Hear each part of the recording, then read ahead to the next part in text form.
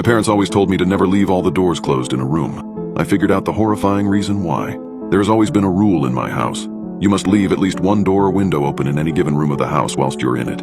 It was drilled into me since I was old enough to reach for the door handle. One time when I was opening my window, I saw the neighbor getting it down with his own cousin. Anyways, that's a story for another time. I didn't understand why for a while.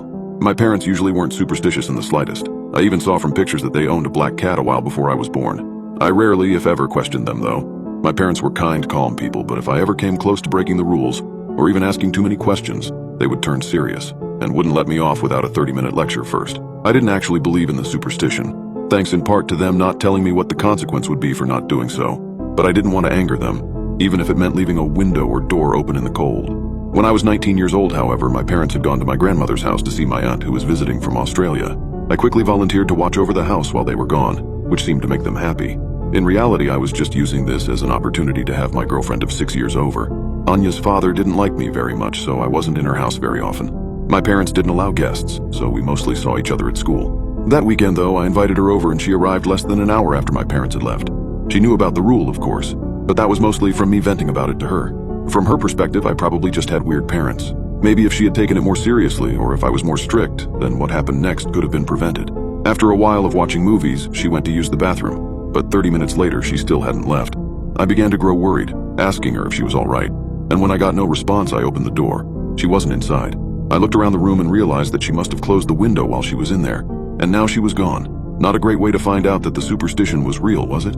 Her disappearance was a big thing. Most people assumed that her father had killed her on account of him being a big, mean Russian guy who gave everyone death glares, as well as the fact that he frequently got into arguments with his daughter. The investigation turned up nothing, of course.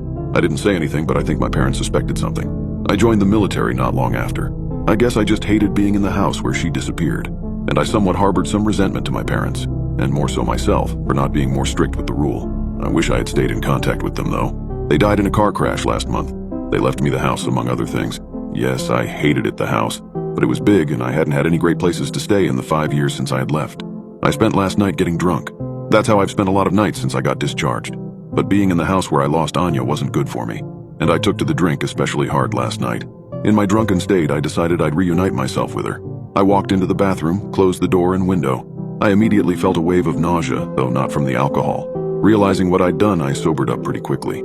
I looked through the window to see that it was pitch black outside, despite the fact that the sun had only started to set when I had entered. When I opened the door, I stepped inside the kitchen. But that wasn't right. The bathroom was located near the front of the house. The door slammed shut behind me, but when I opened it, I was in my upstairs bedroom, then my living room, then my basement, then the guest bedroom. It's like my house, but wrong. It's a maze of every room and story, but in the wrong places. I'm writing this from the downstairs bathroom. I found out that my phone is connected, but I'm not going to call for help. I don't want to risk anyone getting stuck in a hellish, distorted replica of the house like I'm in. There'd be no point anyway. I don't think I have long left. I hear eerie noises from the woods outside, but it's worse than that. I've just heard footsteps upstairs.